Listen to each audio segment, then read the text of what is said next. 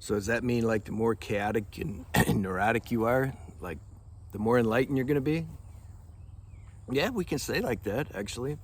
I mean, we learned, I don't remember because I didn't pay attention in school, but second grade, third grade or something, we learned that energy can't be destroyed. It can only transform or be converted. So this is what it is.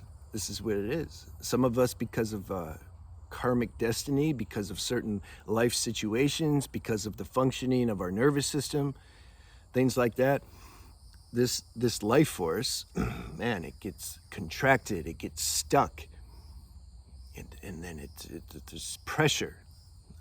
My book's coming out, and there's a chapter, the proverbial pressure cooker. That's how I described it growing up. I just couldn't help it, man. Like I couldn't help it. I acted crazy, and I messed with people, and I hated any kind of authority. You know, it like triggered these life force contractions in me. It just triggered it. Now, if I was in a nice situation, if I was with a girlfriend, she's telling me I'm really nice, and then the energy would flow. It'd feel good. Yeah. What happened then? I got addicted. There's a 12-step. I forget what's it called.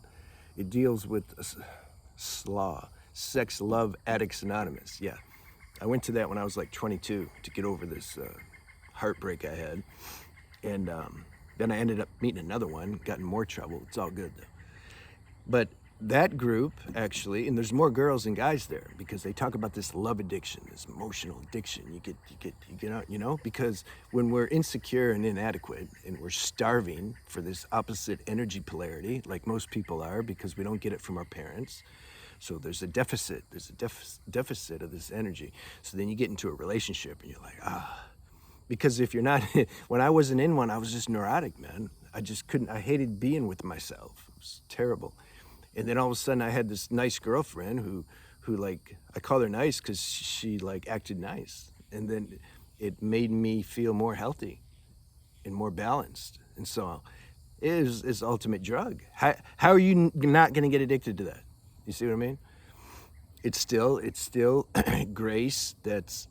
See, God like gives us a little something, even though it's not the answer or solution or the medicine, but just to, you know, otherwise we'll just kill ourselves. So give us a little something, then it'll take it away, and then we'll like, you know, suffer. But then in that suffering, in that bottom, we start to become aware of our own deeper power, our deeper transcending nature, which is what we have to do. That's the real medicine.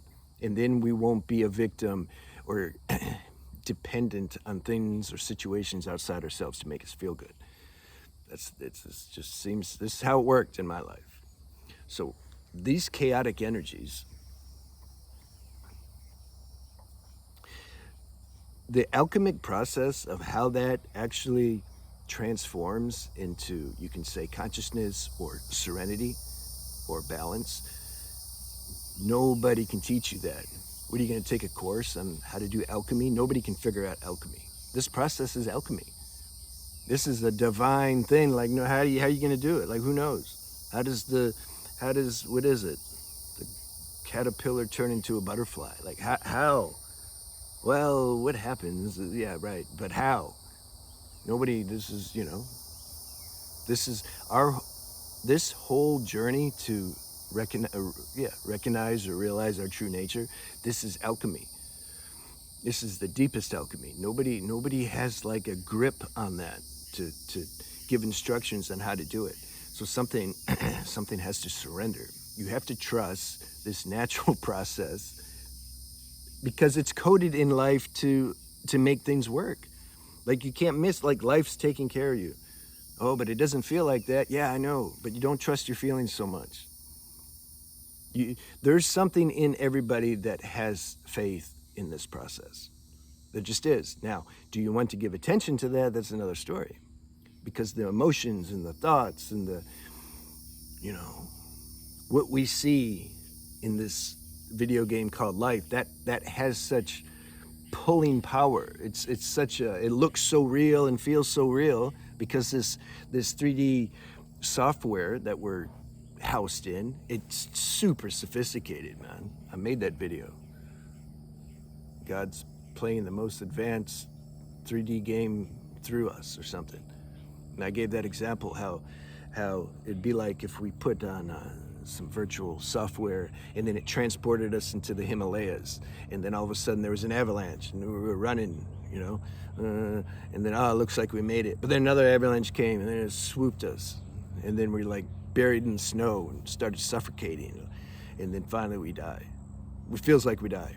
And then our friend comes and takes the headset off, and then it was like, whoa, that was real. You see? You'd be like, yeah, this is what we're in and wearing and doing. It's like that. But still something, because God made it this way, amidst his gut-wrenching plots that he creates, he still, you can't get away from that small, usually it's not small, but it whispers, right? People don't want to pay attention to that because they get caught up in the whole emotional feelings because they're loud. We listen to what's loud. But this small little, keep saying small, there's this voice that tells you, you know what, like everything, it's okay. It's being taken care of. It's being taken care of. I don't know how many times in my life, this especially just as a kid and a teen and some of my 20s, I just felt I was in impossible situations. I saw no light at the end of that tunnel. I'm just like, and see, this is what the mind does.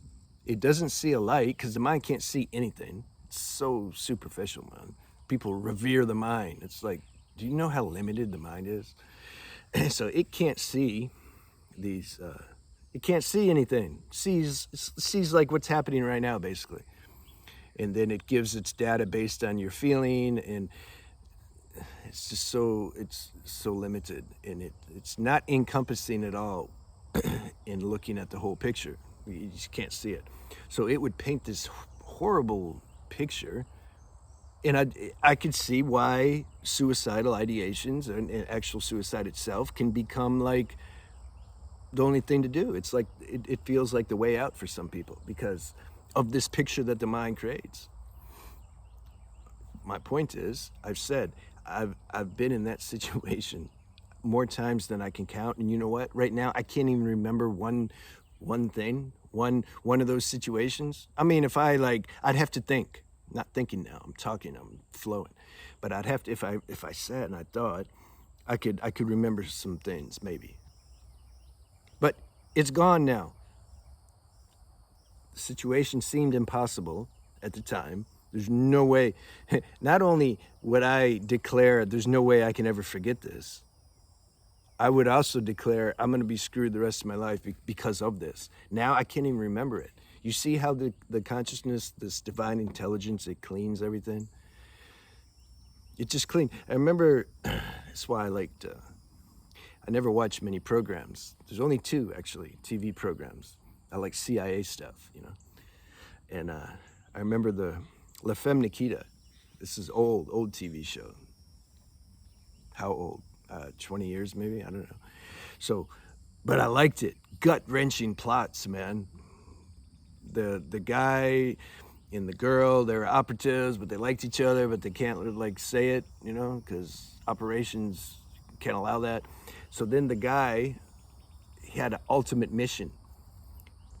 He had to marry this girl, have a kid with her, and then after some years, because the whole thing was to get to the woman's dad, the wife's dad, because he was a bad guy, but super smart. He don't, you can't get to him. So operations devised this plan. So he had to marry this woman and have a kid, and then he had to. But he ended up falling in love. Like, he loved her. She's a nice girl, and now they have a kid, and he loves his son, right? So then it comes time. It's like, okay, it's time now. Remember the mission? Operations is telling Michael, totally, called him Michael. He says, you're gonna have dinner now.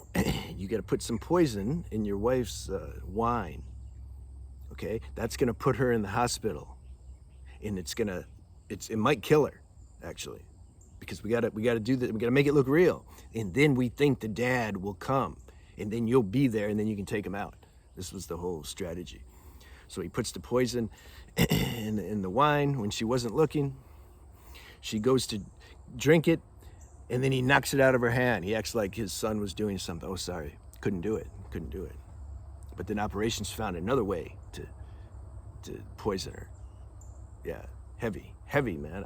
I like that stuff. It's like, it was intense. So those same writers ended up making that TV program 24 with Kiefer Sutherland. Some of you might, I'm sure, know. Man, I've seen every episode. I can tell you about every episode because it was so damn good.